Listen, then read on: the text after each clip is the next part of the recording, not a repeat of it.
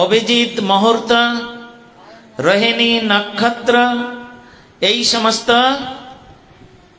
সমস্ত শুভ তিথিগুলোকে অবলম্বন করে স্বয়ং ভগবান তিনি এই জগতে জন্মগ্রহণ করেছিলেন।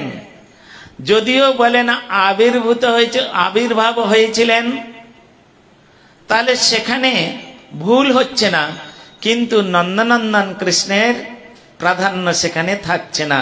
এই জন্য হরিবংশের মধ্যে একটা অপরূপ সুন্দর শ্লোক আছে, গর্ভকালে তু অসম্পূর্ণে অষ্টম মাসিতে শ্রেয় যশোদা চ দেবকী চ শুশুবাতে সমংতদা। একই সময় তিনি আবির্ভূত হচ্ছেন, জন্মগ্রহণ করছেন, টাইমটা কিন্তু এক থাকছে।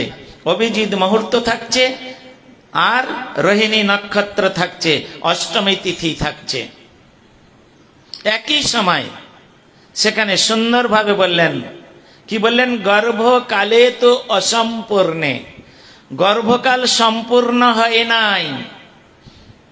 একটা গর্ভ সম্পূর্ণ হতে 10 মাস 10 দিন লাগে, তা না হলে সেই সন্তানটার অঙ্গহানি বা নানা রকম সেখানে কিছু খুঁত থেকে যায়, যদি 10 মাস 10 দিন পূর্ণ না হয়।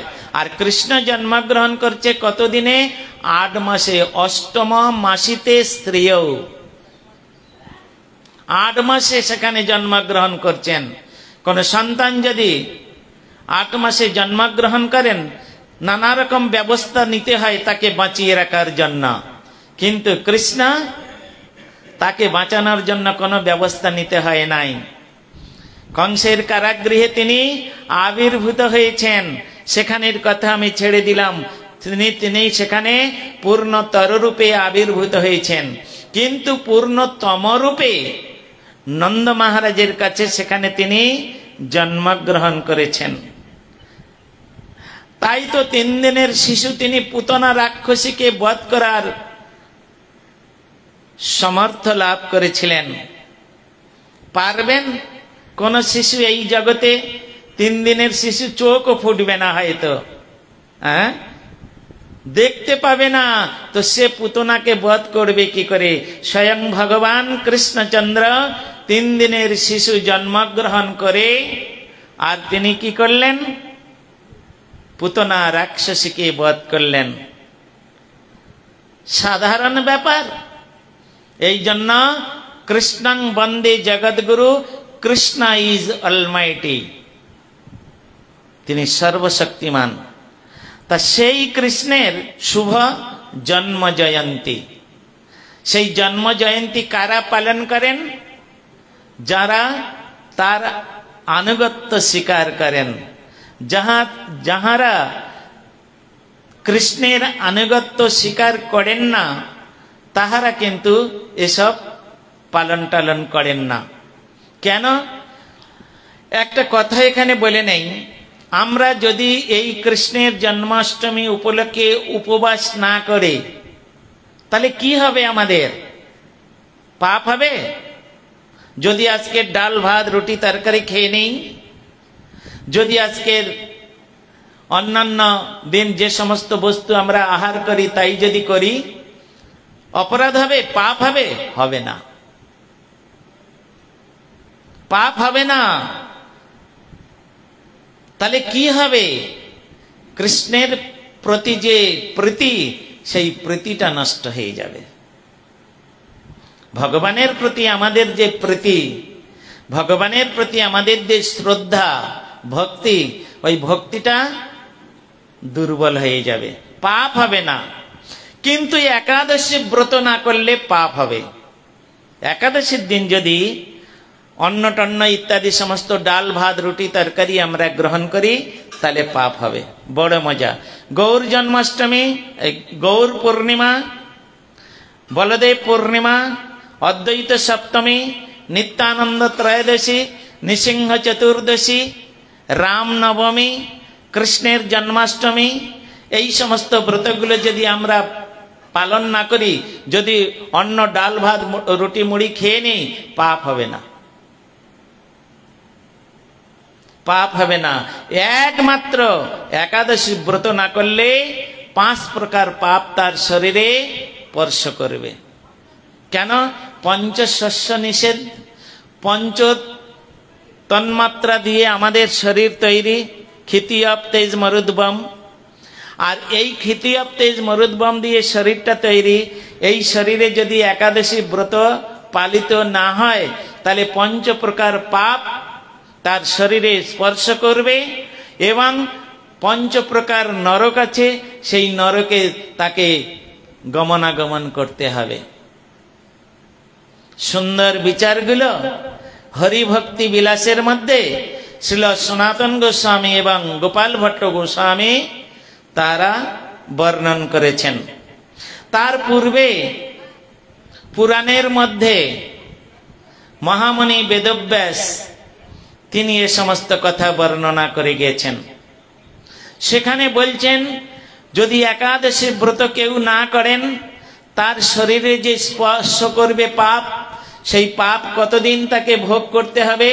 যাবৎ চন্দ্র দিবাকর উদীয়মান জগতে, এই জগতে যতদিন চন্দ্র এবং সূর্য উদিত হবে ততদিন পর্যন্ত তাকে এই পাপের ফল ভোগ করতে হবে। তা সেই জন্য এই কৃষ্ণ জন্মাষ্টমী ব্রত কেন আমরা করব, আমরা কেন বার করব, কেন আমরা উপবাস থাকব? কৃষ্ণের প্রীত্যার্থে, কৃষ্ণের প্রীতি হবে, কৃষ্ণ আমাদের প্রতি প্রসন্ন হবেন, এই জন্য উপবাস করতে হয়। উপবাস মানে কি? উপবাস মানে সমীপে বাস, নিকটে বাস। হ্যাঁ, ভগবানের সমীপে অথবা বৈষ্ণব সমীপে বাস করতে হবে। করে নিরন্তর ইষ্টদেব তিনি জন্মগ্রহণ করবেন রাত্রি 12টার সময়। আর সারাদিন ভক্তগণ তার কৃষ্ণের যে সমস্ত ভক্ত সাধক সাধিকা আছে, তারা আনন্দে নানা প্রকার অনুষ্ঠান করতে করতে করতে করতে আয়োজন করতে করতে মন্দির সাজাতে সাজাতে খাবার কথা ভুলেই গেছে। একটি কথা, ব্রত কোনোদিন জল এবং ফলে নষ্ট হয় না। হরিভক্তি বিলাসের মধ্যে এটা বর্ণিত আছে। 8 প্রকার ক্রিয়ার দ্বারায় এটা ব্রত কোনোদিন নষ্ট হয় না। তার মধ্যে কেউ যদি জল পান করেন, কেউ যদি ফল আহার করেন, তাহলে ব্রত নষ্ট হয় না। আমি আজকে সারাদিন রাত্রি 12টা পর্যন্ত নিরম্ব উপবাস করলাম। আমার শরীর ব্যাধির মন্দির, অনেক প্রবলেম রয়েছে। এখন কি হবে? যদি আজকের জল পর্যন্ত গ্রহণ না করি, শরীরের নানা রকম বিক্রিয়া সৃষ্টি হবে। আগামীকাল আমি আর বিছনা থেকে উঠতে পারলাম না, কোনো সেবা কাজ করতে পারলাম না, ঠাকুরের সেবা, বৈষ্ণব সেবা, গুরু সেবা কিছুই করতে পারলাম না। কি লাভ হলো আমার লাভটা কি হলো? তার থেকে গুরু মহারাজ বলেছেন, যদি একটু জল নিয়ে আমার শরীরটা সুস্থ রেখে আমি যদি আগামীকাল হরিগুরু বৈষ্ণবের সেবা করতে পারি, তার থেকে আমার শতাধিক লাভ হবে। জল পান করলে কোনোদিন ব্রত নষ্ট হবে না। এই রকম সুন্দর বিচারগুলো শাস্ত্রের মধ্যে দিয়েছেন। আমাদের শ্রীপাদ অরণ্য মহারাজের আদেশ আমার প্রতি যে পারায়ণ করবেন, আর এটা সব জায়গায় সব মঠেই আমাদের হয়ে থাকে, নবদ্বীপ থেকে আরম্ভ করে। তার মধ্যে কিছু কিছু শব্দ নিয়ে একটা বিশেষভাবে লোকজন থাকলে তাদেরকে বুঝাতে হয়, তা পারায়ণ করতে হয়। এই দিনে কি হবে? 10ম স্কন্ধ শ্রীমদ্ ভাগবত 10ম স্কন্ধ আলোচনা করলে আমাদের 10ম স্কন্ধ থেকে 10ম অধ্যায় আলোচনা করতে আমাদের কোনো আপত্তি নাই, এইখানে পালন করবেন। তাই আমি প্রথমেই মঙ্গল আচরণ করতে হয়। যে কোনো শুভ কাজ করুন, তার প্রথমে মঙ্গল আচরণ করতে হবে। ঠাকুর ঘরে অর্চন করতে গিয়েছেন, পূজা করতে গিয়েছেন, সেখানে প্রথমেই আপনাকে মঙ্গল আচরণ করতে হচ্ছে। যদি আপনি মঙ্গল আচরণ না করেন, তাহলে পূজা করার অধিকার আপনার নেই।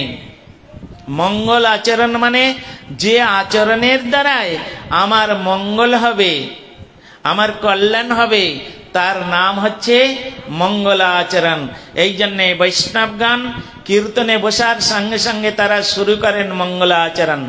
বন্দে অহং শ্রী গুরু শ্রীযুত পদকমলং শ্রী গুরুন বৈষ্ণবাংশ্চ শ্রীরূপং সাগ্রজাতং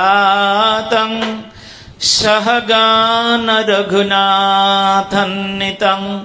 তং সজীবং সাদ্বৈতং সাবধূতং পরিজন সহিতং কৃষ্ণ চৈতন্য দেবম শ্রীরাধা কৃষ্ণ পাদন সহগণ ললিতা শ্রী বিশাখানিতাংশ্চ। এই হচ্ছে প্রথম মঙ্গলাচরণ। এর মধ্যে সমস্ত গুরু বৈষ্ণব ভগবান বেদ বেদান্ত উপনিষদ যত ভক্ত আছেন, এমনকি ব্রজবাসীগণ ললিতা বিশাখা শ্রীমতী রাধারানী কৃষ্ণচন্দ্র সব এর মধ্যে এই চারটে লাইনের মধ্যে যে মঙ্গলাচরণ, এই মঙ্গলাচরণের মধ্যে সব কিছু আছে।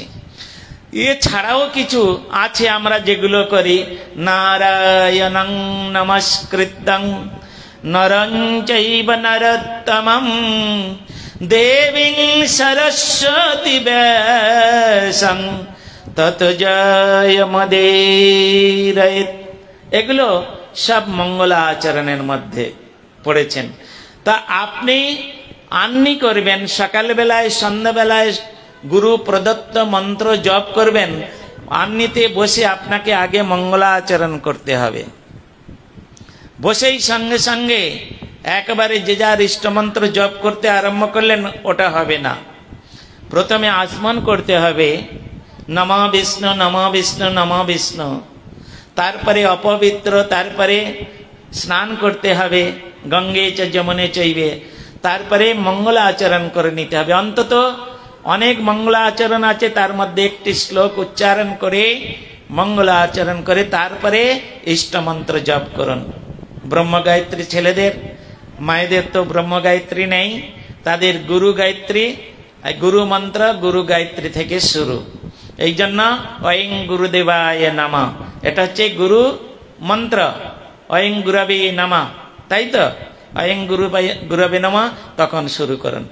বসেই সঙ্গে সঙ্গে ওয়ং গুরবে নমঃ, তাহলে হলো না, হবে না, ওই মন্ত্রের ফল পাওয়া যাবে না। কারণ তুমি মঙ্গলাচরণ করো নাই, তুমি দেহ শুদ্ধি ভূত শুদ্ধি করো নাই, দেহ পবিত্রতা করো নাই। বলে মহারাজ, আমি তো এইমাত্র গঙ্গায় স্নান করে এলাম, আর সুন্দর একটা কাঁচা কাপড় পরে আমি এক্ষুনি এসেছি, তা আমি পবিত্র হই নাই? বলে না, তোমার বাইরের যে কালি মালি ইত্যাদি সমস্ত ধুলো টুলো গুলো ছিল, ওগুলো দূরীভূত করেছো, তোমার অন্তরটা অপবিত্র হয়ে আছে। তাই তুমি ওই ভগবান বিষ্ণুর নাম করে মঙ্গল আচরণ করে, যার নাম করলে পবিত্র হয়ে যাবে, সেই বিষ্ণুর নাম করো। ওম অপবিত্র পবিত্র বা সর্ববস্তাং গতৌ পিবা যস্মরেত পুণ্ডরীকাক্ষং স্ববাহ্য অভ্যন্তর শুচি। এই আপনার বাহির এবং অন্তর দুটোই পবিত্র হলো, শুচি হলো। এখন তুমি গুরুমন্ত্র জপের অধিকারী হলে, এখন তুমি গুরুমন্ত্র জপের অধিকারী হলে, তুমি এখন যদি গুরুমন্ত্রটা জপ করো, তাহলে তোমার মন্ত্রের যথার্থ ফল লাভ করতে পারবে। আবার গুরুমন্ত্র জপ করতে করতে ভাতের হাঁড়ির চিন্তা করছেন, ভাতটা বসিয়ে এসেছি, হ্যাঁ, তাড়াতাড়ি কোনো রকম মন্ত্রটা জপ করে দিয়ে হাঁড়িটা নামাতে হবে, তাহলে মন্ত্রের ফল পাবেন না। যে মন্ত্রের যে ইষ্ট দেবতা, সেই ইষ্ট দেবতার রূপের কথা, গুণের কথা, লীলার কথা চিন্তন করতে করতে করতে করতে মন্ত্র জপ করতে হবে। মন্ত্র মানে কালকের আমি বলেছি মন্তর। আগে মনটা যার মন্ত্র জপ করবেন তার চরণে তোমার মনটাকে সমর্পণ করো। তারপরে তুমি ওং গুরুদেবায় নমঃ, আমি এই মন্ত্রটা মুখে উচ্চারণ করছি, আর ওদিকে দোকানে যেতে হবে তাড়াতাড়ি, তা না হলে দোকান না খুললে কাস্টমার ফিরে যাবে। সেই জন্য কোন রকম মন্ত্র জপ করে দিয়ে তাড়াতাড়ি করে খেয়ে দিয়ে দোকানে চলে গেলাম, মন্ত্র জপ হবে না, ও মন্ত্রের কোনো ফল হবে না। যার জন্য মন্ত্রের যে ক্রিয়া সেটা আমাদের হচ্ছে না। কেন? আমরা মন্ত্র জপ করতে করতে আমাদের মনটাকে একেবারে বোম্বে, হাওড়া, শিয়ালদা করে দিয়েছি। কি যে চিন্তা হয় ওই সময়, দুনিয়ার যত চিন্তা ওই সময় এসে উপস্থিত হয়।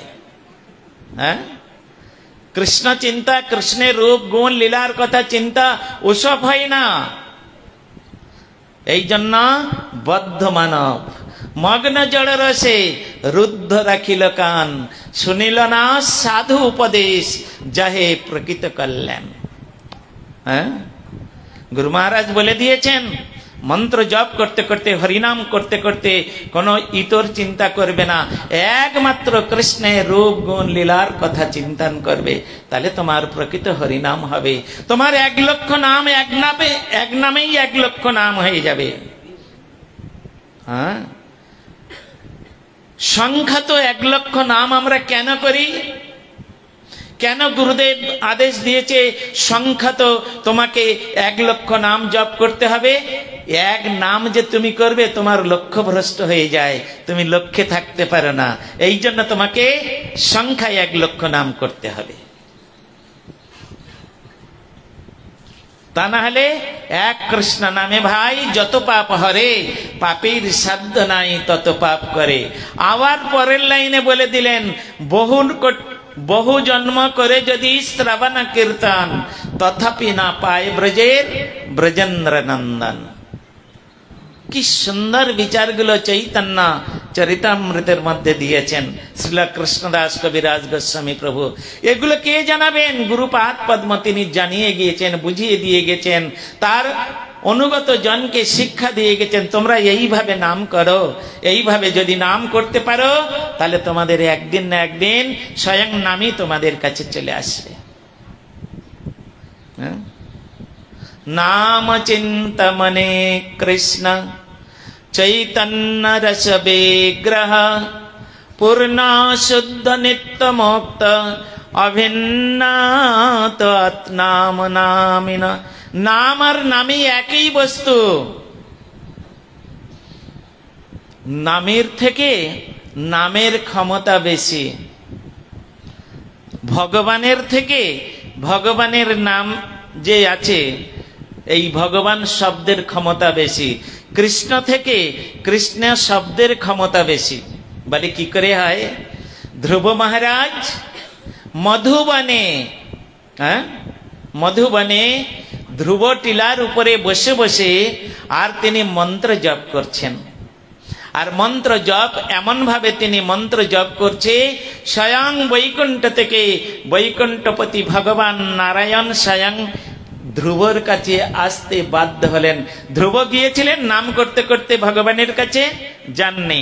এই জন্য একটি ভজন কীর্তনের মধ্যে আছে, হরি সে বড়া হরি কা নাম, प्रभु से बड़ा प्रभु का नाम, अंत में निकले परिणाम, हरि से बड़ा हरि का नाम, प्रभु से बड़ा प्रभु का नाम। जिस सागर को लंघ सके न बिना ही पुल के राम, कूद गए हनुमान उसी को लेके राम का नाम, हरि से बड़ा हरि का नाम। जिस सागर को लंघ सके ना बिना ही पुल के राम, स्वयं भगवान তিনি বিনা পুলের লঙ্কায় যেতে পারলেন না। হ্যাঁ, আর जिस सागर को लंघ सके ना बिना ही पुल के राम, ওই সাগর को হ্যাঁ একদম কি করলেন হনুমান, তিনি জয় শ্রীরাম বলে একদম ব্যাপার থেকে ওপারে চলে গেলেন। তাহলে রামচন্দ্রের থেকে রাম নামের ক্ষমতা অনেক বেশি। এই জন্য সেই নাম আমাদের দিয়েছেন গুরুদেব। হরে কৃষ্ণ মালাটায় আর অন্য কিছু করতে হয় না, ওই 16 নাম 32 অক্ষর, এতদ ব্যতীত ওতে আর কোনো মন্ত্র নাই। এর নাম হচ্ছে এই হরে কৃষ্ণ নাম, 16 নাম 32 অক্ষর। এই নামের নাম হচ্ছে মহামন্ত্র। যত মন্ত্র আছে সমস্ত মন্ত্রের শিরোমণি, সমস্ত মন্ত্র এই মহামন্ত্রের আনুগত্য স্বীকার করে। এই জন্য আমরা গুরু প্রদত্ত যে মন্ত্র জপ করি, এই মন্ত্র জপ করার এন্ডে এই মহামন্ত্র 10 বার জপ করতে হবে। তুমি যদি মহামন্ত্র 10 বার জপ না করো, আগে যে মন্ত্রগুলো করেছো সব বিফলে চলে যাবে, বিফলে চলে যাবে। এই জন্য এই সমস্ত আগে এইগুলো আমাদের শিখতে হবে, তারপরে তো সাধন। হ্যাঁ, ভজন তো অনেক দূরের কথা। ভজ ধাতু সেবা, সিদ্ধ বস্তু প্রাপ্ত না হলে কার সেবা করবে? সেবা কে কার করে? অনুজ জ্যেষ্ঠের সেবা করে, ছোট বড়র সেবা করে, বড় কোনোদিন ছোটর সেবা করতে পারে না। তাহলে ভগবান হচ্ছেন তিনি সর্বেশ্বর, আমরা তার সেবক, আমরা তার সেবা করব। তাহলে সাধন করতে করতে আগে ভগবানকে লাভ করতে হবে, ভগবানকে পেতে হবে, সাধনায় সিদ্ধি লাভ করতে হবে, তবে তো হবে ভজ ধাতু সেবা, তবে ভজন। আগে সাধন, তারপরে ভজন। সাধন ভজন, ভজন সাধন নয়, কথাটা ঠিক ওইভাবে প্রযোজ্য হবে না। সাধন ভজন, ভজন সাধন নয়। ভজনটা আগে হয় না, সাধন করতে করতে সিদ্ধ বস্তু প্রাপ্তি হলে তবে হবে ভজন। এই সমস্ত বিচারগুলো আমাদের মনে ঋষিগণ, আমাদের আচার্যগণ তাহারা দিয়ে গিয়েছেন। এইভাবে যদি আমরা হরিনাম করতে পারি, গুরু বৈষ্ণবের সেবা করতে পারি, হরিনাম কিভাবে করব সেটা শিক্ষা দেবেন কে? এই জন্য মহাপ্রভু কুলিন গ্রামবাসী ভক্তবৃন্দের মধ্যে বললেন, কি বললেন? প্রভু বলে বৈষ্ণব সেবা তবে নাম সংকীর্তন। কই আগে নাম সংকীর্তন বললেন না তো? আগে বৈষ্ণব সেবা করো, বৈষ্ণবের সেবা করে তাকে প্রসন্ন করে তার কাছে কৃতাঞ্জলি পুটে জেনে নাও, প্রভু আপনি যে নাম করতে করতে ভগবত প্রাপ্তি হয়েছেন, ভগবানকে দর্শন করছেন, কিভাবে নাম করেন সেটাই আমাকে বলে দেন না, আমি সেইভাবেই নাম করব। হ্যাঁ, সেইভাবেই নাম করব, তবে আমার কল্যাণ হবে, আমার মঙ্গল হবে। তো এইরকম ভাবে করতে হয়। তাই কোন শুভ কর্ম শুরু করার পূর্বে আমাদের মঙ্গল আচরণ করতে হয়। যদি মঙ্গল আচরণ না করেন তাহলে সব কিছু বৃথাই হয়ে যাবে। তাই এখানে মঙ্গল আচরণ, এখানে স্বয়ং মহামুনি বেদব্যাস, স্বয়ং মহামুনি বেদব্যাস তিনি এখানে মঙ্গলাচরণ করছেন ভগবানের লীলা বর্ণনা করতে গিয়ে। হ্যাঁ, ব্যাস নারায়ণ স্বয়ং, ব্যাসদেব হচ্ছেন স্বয়ং নারায়ণ। তিনি তাহার ইষ্টদেব যে কৃষ্ণচন্দ্র, তার লীলা বর্ণনা করতে গিয়ে তিনি কি করছেন? মঙ্গলাচরণ করছেন। তাই আমিও এখানে সেই ভগবানের চরণে মঙ্গলাচরণ করে আমি শুরু করছি আমাদের কৃষ্ণ লীলার কথা। শ্রীমদ্ ভাগবত দশম স্কন্ধ দশম অধ্যায়।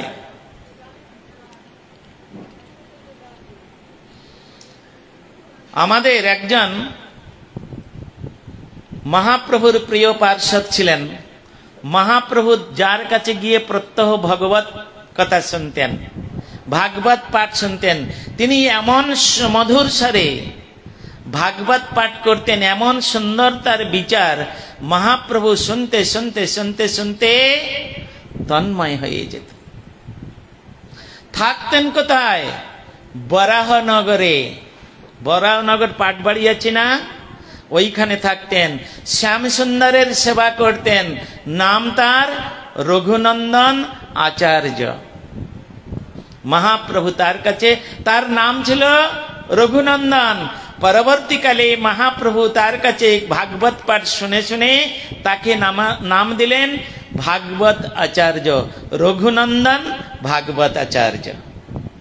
তিনি জীবের মঙ্গলের জন্য, কল্যাণের জন্য সকলে সংস্কৃত ভাষা বুঝতে পারবেন না, তার জন্য এই সুন্দর গ্রন্থখানি তিনি রচনা করেছিলেন। নাম দিয়েছেন, এটা মহাপ্রভুর নাম দেওয়া। কি নাম? কৃষ্ণ প্রেম তরঙ্গিনী।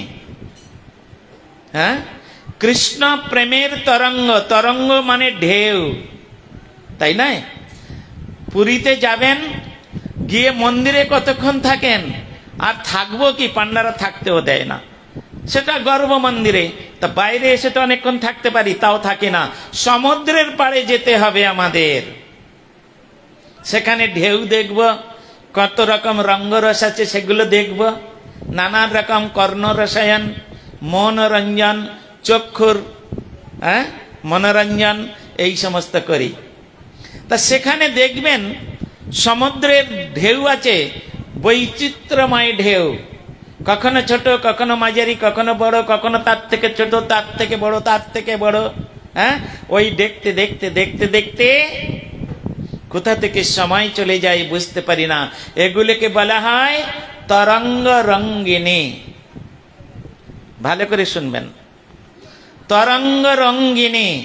সেই রকম কৃষ্ণ প্রেম তরঙ্গিনী। ভক্তের হৃদয়ে যে কৃষ্ণ প্রেম, এই গ্রন্থটি পড়লে ভক্তের হৃদয়ে এক প্রকার ভগবানের প্রতি প্রেম আসবে। সেই প্রেমটা যে যেরকম ভক্ত, কেউ, সকলে তো এক রসের ভক্ত নাই। ভগবানের মধ্যে 12টা রস রয়েছে, তার মধ্যে 5টা হচ্ছে মুখ্য রস, 7টা হচ্ছে গৌণ রস। গৌণ রসের ভক্তগণ তারা গৌণ রস আস্বাদন করে, তারা ভগবানের প্রতি সেই রকম আকর্ষিত হবেন। আবার মুখ্য রস শান্ত, দাস্য, সখ্য, বাৎসল্য, মধুর, এই রসের ভক্তগণ, যার যে রস সেই সর্বোত্তম, বিচার করিলে তার আছে তারতম। অতএব তাহারা কি করবেন? যে যে রসের ভক্ত, সেই রসকে আস্বাদন করতে করতে তার মধ্যে ঢেউ খেলানো তরঙ্গ রঙ্গিনী হবে। ওই রস যখন ধীরে ধীরে ধীরে ধীরে বর্ধিত হতে থাকবে, তখন তার হৃদয়ে আনন্দের উদ্বেলিত হবে। আনন্দ উদ্বেলিত হবে। এই জন্য আর ততক্ষণ যে যত তার হৃদয়ে আনন্দ উদ্বেলিত হবে, সে তখন কৃষ্ণ নাম তত করতে থাকবে, তত করতে থাকবে। বদন ছাড়তে ইচ্ছা করবে না, মালা ছাড়তে ইচ্ছা করবে না।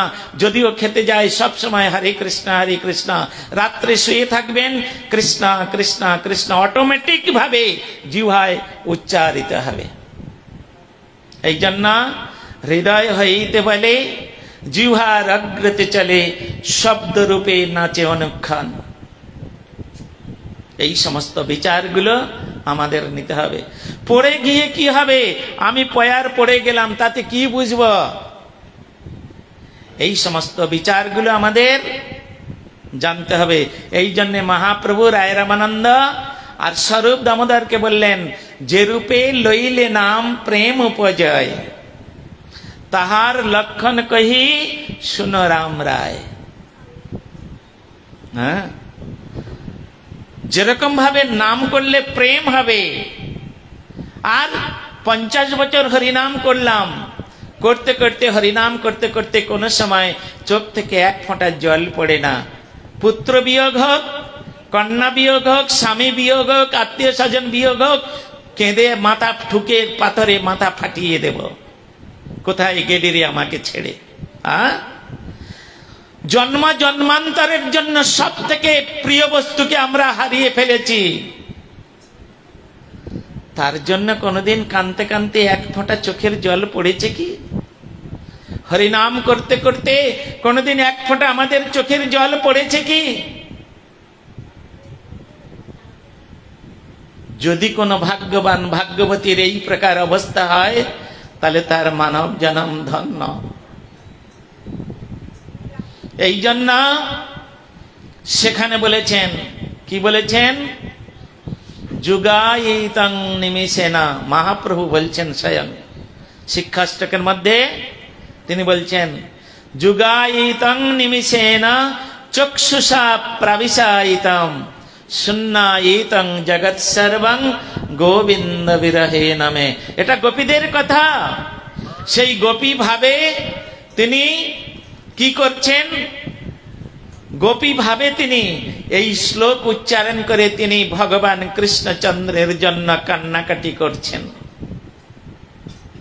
যুগায়িতং, গোপীগণ যদি চোখের পাতা পড়তে যতটুকু সময় লাগে, অতটুকু সময় যদি তারা গোবিন্দ দর্শন থেকে দূরে থাকতো, তারা মনে ভাবতো কত যুগ অতিবাহিত হয়ে গেছে, আমরা গোবিন্দ দর্শন পাই নাই।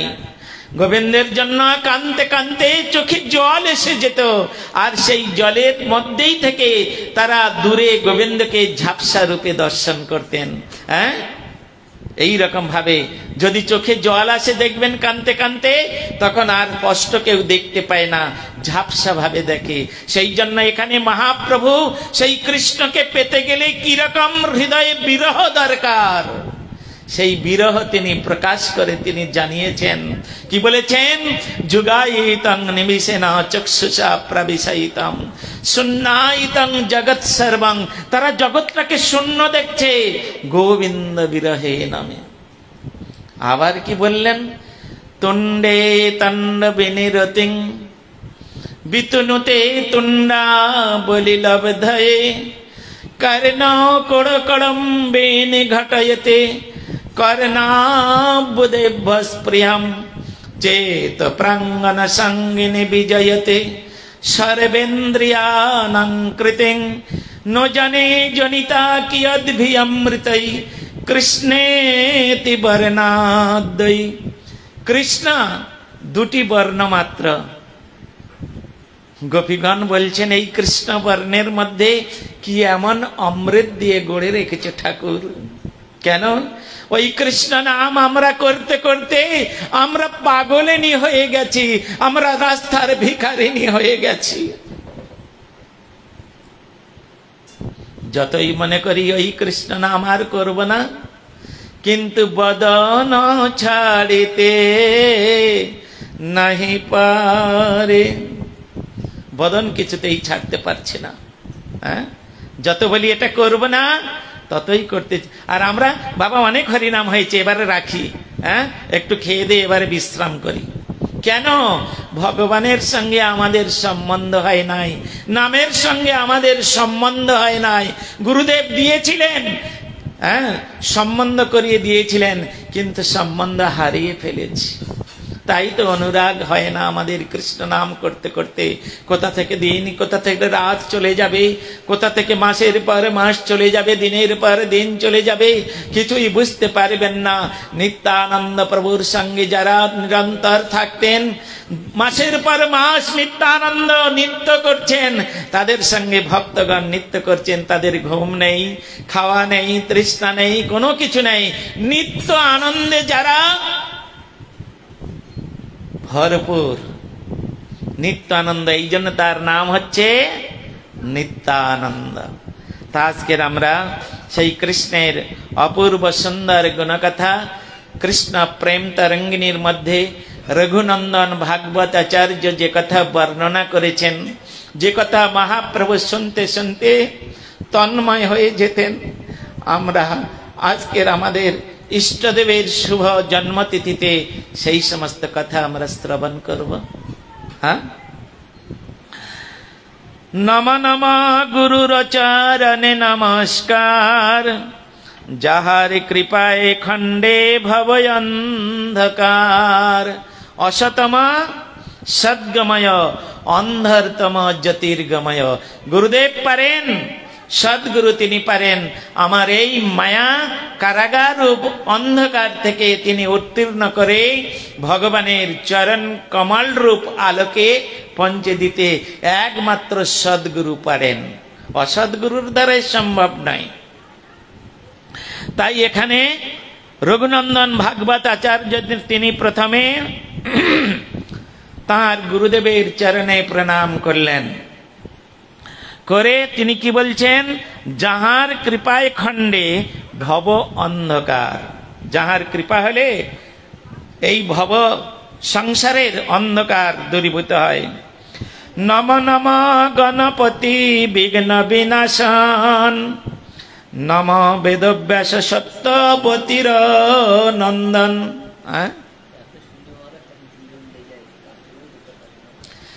তিনি গণেশেরও বন্দনা করলেন। বলে গণেশের বৈষ্ণবগণ আবার গণেশের বন্দনা করবেন কেন? বলে গণেশের কৃপা না হলে লেখা যাবে না। তিনি হচ্ছেন ভাগবতের মহামুনি বেদব্যাস বলে গেছেন আর তিনি লিখে গেছেন। এই জন্য গণেশের বন্দনা করতে হয়। এই পাওয়ারটা ব্রহ্মা, বিষ্ণু এবং শিব ঠাকুর তিনজনে মিলে গণেশকে দিয়েছেন। গণেশকে দিয়েছেন, কেন দিয়েছেন এর একটা সুন্দর কাহিনী রয়েছে পুরাণের মধ্যে। নম নম বেদব্যাস সত্যবতীর নন্দন, নম ব্যাসসুত শুক মহাযোগেশ্বর, মনীন্দ্র বন্দিত পদ লীলা কলেবর। পয়ার, এগুলো পদ্য ছন্দে, পয়ার মানে পদ্য ছন্দ। পড়ে গেলেন, কি বুঝলেন? এর মধ্যে এক একটা পয়ারের মধ্যে অপরূপ সুন্দর মধু লুকিয়ে আছে। যেমন ফুলের মধ্যে মধু থাকে, সহসা কেউ সেই মধু আহরণ করতে পারে না, একমাত্র ভ্রমর ব্যতীত ওই মধু কেউ আহরণ করতে পারবে না। তদ্রূপ এই এক একটা পয়ার হচ্ছে এক একটা সুগন্ধিত পুষ্পসমূহ, পুষ্পস্বরূপ। এর মধ্যে অপরূপ সুন্দর সুগন্ধিত সুমিষ্ট মধু এর মধ্যে আছে। তা সেই রকম ভ্রমরের মতো পাঠক হতে হবে, ভ্রমরের মতো আস্বাদক হতে হবে, তবে এর মধ্যে থেকে সেই সমস্ত মধুগুলো আস্বাদন করতে পারবে, তা না হলে নয়। হ্যাঁ, আমার গুরুদেব বলতেন, গুরুদেব একটি শ্লোক নিয়ে এক সময় তিনি, আমরা বলাইপন্ডা নামে একটি মেদিনীপুর ডিস্ট্রিক্টে বলাইপন্ডা হাই স্কুলের ওখানে সপ্তাহব্যাপী এই ভাগবত পাঠের আয়োজন করা হয়েছিল। সেখানে গুরু মহারাজ ছিলেন, আরো অন্যান্য সমস্ত ভক্তি কুমুদ সন্ত গোস্বামী মহারাজ, ভক্তি বেদান্ত নারায়ণ গোস্বামী মহারাজ, আরো অনেকে সেখানে উপস্থিত হয়েছিলেন। তা গুরুদেব একটি শ্লোক নিয়ে তিনি 7 দিন ব্যাখ্যা করেছিলেন ওখানে, একটি শ্লোক। তাহারা ফুলের মধু কোনোদিন শেষ হয় না। ভ্রমর যখন ওই মধু আস্বাদন করতে করতে করতে করতে করতে যখন প্রায় শেষ হয়ে যায়, তখন ভ্রমর ওখান থেকে উঠে এসে আরেকটি ফুলের মধ্যে বসে, আর ততক্ষণে ওই ফুলের মধ্যে আবার মধু জন্মগ্রহণ করে। তদ্রূপ একটা শ্লোকের মধ্যে, একটা পয়ারের মধ্যে এমন সুন্দর মধু, সেখানে সুমিষ্ট মধু প্রদান করে রেখেছে। আস্বাদক যতই আস্বাদন করুন না কেন, সেই কোনোদিন শেষ হবে না। যতই আস্বাদন করবে, যত আলোচনা করবে, তত নতুনত্ব সেখানে তথ্য বেরিয়ে আসবে, নতুনত্ব তথ্য। তাই এখানে মনীন্দ্র বন্দিত পদ লীলা কলেবর, শোকমণি চরণে মহার না পরনাম, যাহার কথায় ভাগবত উপদান।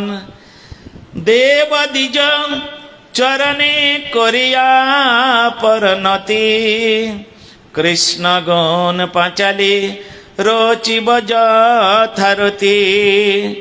নম নম নারায়ণ চরণে প্রণাম, ব্রহ্মাণ্ড কোটির স্থিতি প্রলয় নিধান। পুরুষ পুরাণ হরি অনাদি নিধান, লীলায় অবতার করে ভকত কারণ।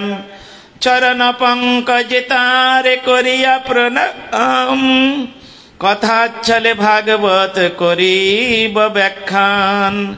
শ্রীকৃষ্ণের অবতার লীলাবলীর জয় কীর্তন। কৃষ্ণ অবতীর্ণ হবেন, তার জন্য ভক্তগণ তার জয় কীর্তন করছেন। যেমন ভক্তগণ তার গুণাবলী সমূহ, লীলাবলী সমূহ কীর্তন করছেন, এইরকম কীর্তন সব ভগবান যখন সত্যি সত্যি দাপর যুগে এই জগতে এইখানে এসেছিলেন, তারা ওইভাবে জয়গান করছিলেন। কি বলে জয়গান করছেন শুনুন। এখানে কিন্তু বসুদেব নন্দনের জয়গান হচ্ছে না, এখানে দেবকী নন্দনের জয়গান হচ্ছে না। কেন? তিনি হচ্ছেন পূর্ণতর। এই সমস্ত একটু ব্যাখ্যা না করে দিলে বুঝতে পারবেন না। হ্যাঁ, তিনি হচ্ছেন পূর্ণতর, আর নন্দনন্দন কৃষ্ণ হচ্ছেন পূর্ণতম। তা তরর থেকে তম শ্রেষ্ঠ, পূর্ণ থেকে পূর্ণতর শ্রেষ্ঠ, পূর্ণতর থেকে পূর্ণতম শ্রেষ্ঠ, এর উপরে আর কোনো ভাষা নেই। Good, better, best. হ্যাঁ, সেই রকম পূর্ণ, পূর্ণতর, পূর্ণতম। তা পূর্ণতম যে কৃষ্ণ, সেই কৃষ্ণের জয়গান করছেন। তিনি কোথায় থাকেন? বৃন্দাবনে। মহাপ্রভু বলেছিলেন, বলে দিয়েছেন না, আরাধ্য ভগবান ব্রজেশ তনয় স্তদ্ধাম বৃন্দাবনম, রম্মা কচিদুপাসন ব্রজবধু বর্গেন যা কল্পিতা, শ্রীমদ ভগবত প্রমাণমমলম প্রেম পুমার্থ মহান, শ্রীচৈতন্যম মতম মৃদম তত্রাদরণ পরঃ। কি সুন্দর কথা। তাই এখানে সেই নন্দসুত বলি যারে ভাগবতে গায়, সেই কৃষ্ণ অবতীর্ণ হলেন নদিয়ায়, সেই নন্দসুতের জয়গান করছেন। জয় জয় নন্দসুত ব্রজকুলপতি, জয় জয় যদুনাথ ত্রিভুবনপতি, জয় জয় জগত নিবাস ঋষিকেশ, জয় জয় ভক্তি কোলে নলিনা দীনেশ, জয় জয় ব্রহ্মাদি বন্দিত পাদ পদ্ম, জয় জয় দিব্য অবতার নবসদ্ম, জয় জয় কমলা ললিত পাদ দ্বন্দ্ব, জয় জয় মুনীন্দ্র মানস সুখ চন্দ্র, জয় জয় গুণনিধি, জয় দয়াময়, জয় জয় ভকত বৎসল রসময়, জয় জয় যদুকুল কমল ভাস্কর, জয় জয় রিপুদল কুঞ্জ শশধর, জয় জয় মহাভয় দুরিত ভঞ্জন, জয় জয় পরচণ্ড পাষণ্ড মর্দন, জয় জয় অসুর কুঞ্জর মহাসিংহ, জয় জয় ব্রজবধূ মুখ পদ্ম ভৃঙ্গ, জয় জয় যোগীন্দ্র মানস পরমহংস, জয় ভক্ত ভবপথ পরিশ্রম ধ্বংস, জয় জয় জগত মঙ্গল গুণধাম, জয় জয় শ্রুতিবাণী অগচর নাম, জয় জয় জগত নিবাস লক্ষ্মীকান্ত, জয় জয় নিজ জন বৎসল মহন্ত। এই যে নন্দনন্দন কৃষ্ণ, এই নন্দনন্দন তিনিও লক্ষ্মীকান্ত। হ্যাঁ, সর্বলক্ষ্মীময়ী হচ্ছেন রাধারানী। অনন্ত কোটি লক্ষ্মী আছে, অনন্ত কোটি ব্রহ্মাণ্ড আছে, অনন্ত কোটি বৈকুণ্ঠ আছে। তা অনন্ত কোটি যদি বৈকুণ্ঠ থাকে তাহলে সেখানে অনন্ত কোটি নারায়ণ আছেন এবং লক্ষ্মী আছে। এই জন্য আমরা যে কার্তিক ব্রতেতে রাধারানীর কৃপা কটাক্ষ স্তোত্র আমরা যে পাঠ করি, কীর্তন করি, তার মধ্যে আছে অনন্ত কোটি বিষ্ণু লোক নম্র পদ্ম যাচিতে হিমাদ্রি যা পুল মজা বিরিঞ্চি যা বরা পদে অপার সিদ্ধি ঋদ্ধি দিগ্ধি সত পদাঙ্গুলি নাখে কদা করি শশী হমান কৃপা কটাক্ষ। এইরকম ভাবে অনন্ত কোটি লক্ষ্মী আছে। সমস্ত লক্ষ্মীর যিনি উপাস্য দেবী, সমস্ত লক্ষ্মীর যিনি উপাস্য দেবী তিনি হচ্ছেন সর্বলক্ষ্মীময়ী রাধে। তা তিনি যদি সর্বলক্ষ্মী হন তাহলে লক্ষ্মীকান্ত এখানে কে? হ্যাঁ, রাধা রমন যিনি, তিনি হচ্ছেন লক্ষ্মীকান্ত। যিনি ব্রজেন্দ্র নন্দন তিনি হচ্ছেন লক্ষ্মীকান্ত। তিনি কখনো দেবকী নন্দন হতে পারেন না। এত সুন্দর বিচার। জয় যজ্ঞ অবতার বরাহ মূরতি, জয় দিব্য নরসিংহ অনন্ত শক্তি, জয় দিব্য পরাক্রম অদ্ভুত বামন, জয় ভৃগপতি ক্ষত্রিকুল বিনাশন, জয় জয় রঘুপতি রাম অবতার, জয় হলধরে রাম বিপক। এই যে কবি জয়দেব গোস্বামী যে দশাবতার স্তোত্র একটু আগে মহারাজ কীর্তন করলেন, এইখানে এই সব কেশবধৃত, অর্থাৎ এখানে কেশব মানে নন্দনন্দন কৃষ্ণ, তার থেকে সব আসছে, সেই কথাই এখানে বর্ণনা করছেন। জয় জয় হলধর বিপক্ষ বিদার, জয় বুদ্ধ অবতারে অসুর মহান, জয় কলকি রূপ ম্লেচ্ছ বিমনাশন। শ্রী শ্রী জগন্নাথ দেবের ও শ্রী গৌরাঙ্গ মহাপ্রভুর জয় কীর্তন। কলিকাল তো, কলিকালের সর্বশ্রেষ্ঠ দেবতা হচ্ছেন মহাপ্রভু। সেই মহাপ্রভুর যদি জয়গান না করা যায় তাহলে কৃষ্ণ জয়গান করলে অতটা ফল পাওয়া যাবে না। এই জন্য এখানে এখন মহাপ্রভুর এবং জগন্নাথ মিশ্রের জয়গান করতে হয়। যেমন ওখানে কৃষ্ণের জয়গান করতে গেলে নন্দ মহারাজ যশোমতী মায়ের জয় গান করতে হয়, তদ্রূপ এখানে মহাপ্রভুর জয়গান করতে গেলে জগন্নাথ মিশ্র সচী মাতার জয়গান করতে হবে।